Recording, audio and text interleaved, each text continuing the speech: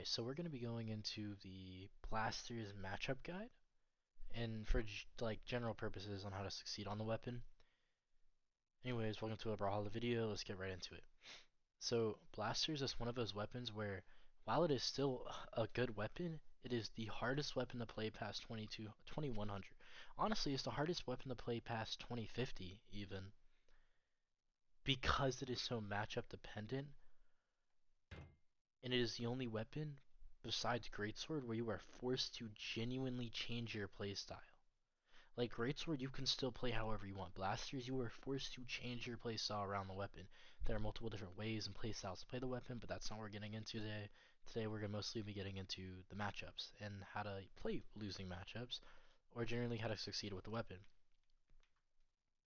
So first off, we have the Katar's matchup, which is honestly one of the worst matchups for Blasters. Now, with Blasters, typically speaking, you want to play passive. You want to play really parry. You want to play really grounded. You want to punish a lot of their options with side late. You want to react. That's how you play Blasters. Now, with this particular matchup, it's less about that. Katar's matchup, you can't run from Katars. That is the number one thing Blaster players struggle with. As someone who runs like a little girl on Blasters, and I run like a bitch majority of the game. I don't run, but like I play passive, like I'm right here all game. Side late. There. Side late. There. There. Side late. And like that's me all game, you know, but I'm not necessarily the aggressor. You can play passive against Katars, but you can't run. That's the thing, like you can't dodge away and all that stuff. Against Katars, anytime a Katars player delights you, it's like anytime you're hit with a Katars delight like that. So let's put them on attack, down. Oh, attack, AI setting, attack, light attack, down lane.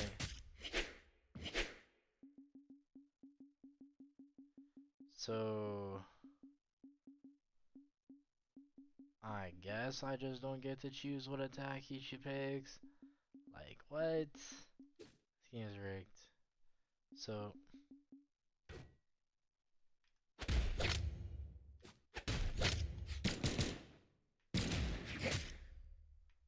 I'm trying to figure out how to demonstrate it. Basically, anytime you're delighted by a Katars player, you don't want to insta dare. So you only really have two options, because I mean, dodging's just gonna get you punished. If you know they're gonna jump up and react, you can recovery. If you know they're gonna go for something stupid, honestly, I would just, your best bet in a lot of situations after getting delighted by a Katars player is to just jump there. And honestly, the same goes for end late, so I really can just put him on attack and have him like attack light. So like you can dare out of an end light slash D light. So pretend this is a Katars D light. If they D light you, a lot of the times your best bet is to just GC down light, because Katars players are gonna jump, turn around, dare, which is counterable by a GC light, or they're gonna try to react, which again is caught by a GC light on Blasters. So you just GC light. The only time you don't want a GC light when fighting a Katars player while playing Blasters is if they're chase dodging, if that makes sense. Or if you're in really high red, because if you're in really high red, I would just dodge like, honestly, I would just mash jump up and dare, or try to have an unpredictable dodge. Unless you know they're gonna recov, and in which case they're gonna instantly recov, just instantly GC delay, because GC delay interrupts everything on Katars. Like let's say the Katars player goes for like one of these reads where they chase dodge. That's one of the scenarios where you don't want a GC delay, because they're just gonna chase dodge right through your delay. So you may be asking, what do I do in that scenario when they're doing that? In that scenario, you would just jump there, or honestly, you can immediately punish with a Sair. A lot of blasters in the Katars is just waking up. Like, you gotta find the right opportunity to wake up and Sair them, GCD light them, or recove. And then as well with this matchup, you're prioritizing dares. Most weapons in the game can't punish blaster dare. You can really just like play grounded and randomly throw out dares, and there's nothing most weapons can do about it. Unless like you're brain deadly spamming dares, obviously you're gonna get punished, but most of the time you're not gonna get punished throwing out a dare. The only weapons that can really punish you, I wanna say are like um bow, spear, and axe. Gauntlets, if you're gauntlets will punish you really hard if you're playing floaty, but bow, spear, and axe, if you're fighting bow, spear, and axe or any weapon with really good vertical coverage from a grounded position, don't like brain deadly jump all the way up here and dare in neutral like this. If you're gonna dare them, you have to dare directly on top of them or dash jump dare, if that makes sense. So either you're just throwing out a dare on top of them or dash jump daring. Because again, blaster dare, it doesn't cover on top of you, but it covers in front of you. So if they're stacked, the stacked option is just move away and dare. So against Katars, you're not gonna run, but you're just gonna throw out a lot of dares and punish them with dares. So yeah, that's mostly the Katars matchup. And honestly, like one of my favorite options to do against Katars players, dare and then diagonal chase dodge down and try to react to something and get a punish. Or you could dare, jump, dare, GC delay, like if you catch their dodge. Or honestly, you can dare, spot dodge, and then throw out like a delayed GC delay. Because dare, spot dodge, delayed GC delay catches a lot of people, and a lot of weapons that aren't long range, like Katars or Gauntlets, really struggle with that option of dare, delayed GC delay. Because delayed GC delay catches in if you turn around, spot, and out again if you delay it, and it also catches like down if they hover back up if they fall back down. So delayed GC delay is more of like a reactionary thing. Now, Blaster's next matchup that is kind of difficult is going to be Blasters, unironically. But to win the Blasters matchup, you're gonna want to prioritize Sairs, and I'm gonna put up footage of me doing the Blaster matchup to really show you how to win it. And this is against a 2600. His name is Prime Boomy. He got Blaster diffed because I'm the GOAT, obviously. But yeah, so I'm gonna put up the footage just now.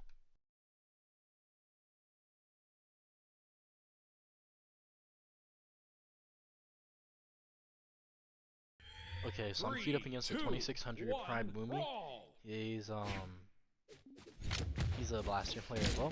So this is very important to notice. When we go for the weapon right here, I get Blasters first thing. When you dodge on Blasters, and the same goes for a lot of weapons, like let's say you're playing Hammer, and you jump and then instantly dodge to like the left, you can throw out a guarantee, like an immediate Sair. So on Blasters, if you dodge something, and they're still in like hit frames or recovery frames, so they can be punished. That Sair, he had nothing. He couldn't have done anything to get out of that Sair. And here's another general Blaster tip. Only a Blaster player spot dodges this, especially a Hylo one, because he understood that this hitbox lasts a long time. If he didn't spot dodge that, he wouldn't have been able to dodge any other direction, because I think your spot dodge comes out quicker than any other dodge. But what I should have done here, which is what I didn't do, if someone spot dodges your side light, just side light again. That move's damn near unpunishable. Just throw out another side light, and then you get a guaranteed dash jump recov, which is like 30 something damage. So side light dash jump recov right here. Or if you handle a side light and you know they're not going to do anything after the side light, just side light again. I'm telling you, just side light. It's a great option. So, you notice how... Alright, this is an important thing to notice. Against Blasters, because it really is, I don't want him to get side light advantage on me and like absolutely touch me with Blaster's side light. So I'm playing really floaty. to the point to where I immediately got that like GCD light recovery here. And now my goal is to keep him in nair juggles as long as possible. I fail, and I reset with a side light. I miss this dare, but you see how I'm trying to stay away from his nairs?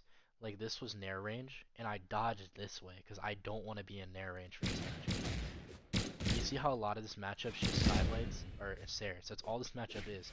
It's stairs and GCD lights. I side light here, and here's another thing. Punishing jumps with GCD light. I knew he was going to jump here because he was going to go for a jump dare.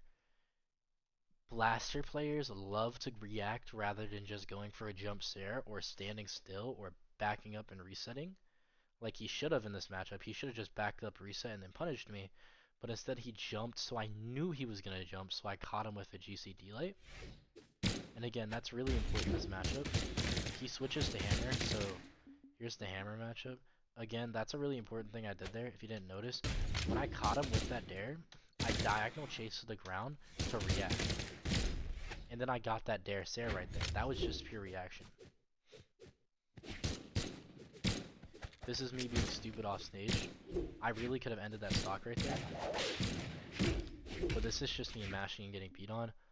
But yes, that is the general gist of the Blaster matchup. Alright, so now we're going to be going into the Blaster Axe matchup. This is again another struggling matchup, and obviously I'm not going to every matchup, just the ones that are really important. So, and honestly, I'm just going to give like a quick little like shotgun round tip at the end of the video for every single weapon. With Blaster's Axe, you don't want to necessarily approach Axe, but you want to plan its dead zones. So like, there's two ways to play Blasters. Obviously there's like the slow, you want to play really slow and grounded, not slow, but like you really want to micro space, get your spacings right, get your punishes right, or you want to be moving around really fast to bait something out. And when you're jumping around, you want to jump in a weapon's dead zones. So for like Axe, you want to play really, you want to like float above them almost, because while they have Axe D-Light, you can still catch them by being all the way up here, because they have to jump to catch you. You have reverse falling stare, which is a really good move to abuse against Axe players. Honestly, you also have side light. So Blaster side light in the Axe matchup is really, really good. Because you don't want to be here because you can get Axe side light. You don't want to be here because you'll get D-lighted. You don't want to be here because you'll get N-lighted. And N-light range is, side light range is honestly the same as stare range. And the move that keeps you out of those ranges is side light. So it's, you don't want to get impatient in the Axe matchup, but you also don't want to give up pressure. Like, it's okay to not throw things out on Blasters, even if you're right next to them. Just looking for that perfect opportunity to hit them with that dare, because even though Axe can punish your Blaster dares, like I said, you can just jump dare right here. Axe D-Light does not hit grounded anymore, so their only stacked option is N-Light. And again, that hoe's reactable. That shit's reactable. You can react to an Axe N-Light and just jump dare right there, and you can get plenty of things out of Blaster dare. But yeah, that's typically what we want to do against Axe. You want to maintain stage control. You want to try to keep the Axe player right there. Right here most of the game. And if you are going to play floaty against an Axe player, you really want to try to get your GC side lights or juggle them. Or sorry, GC D lights and juggle them. Because honestly, like if you're playing like far away from an Axe player and you're just maintaining stage control, that's fine. Don't really throw out GCD lights. But if they're coming towards you, then you want to throw out the GCD lights to get your GCD light punish.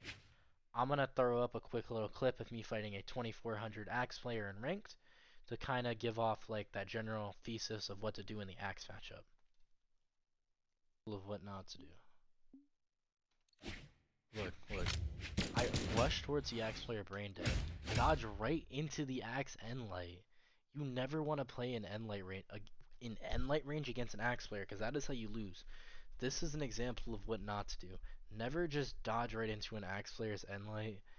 You want to stay more in like, you want to be right here if they're right here, and you want to try to get to right here and push them towards edge of stage while maintaining center stage control.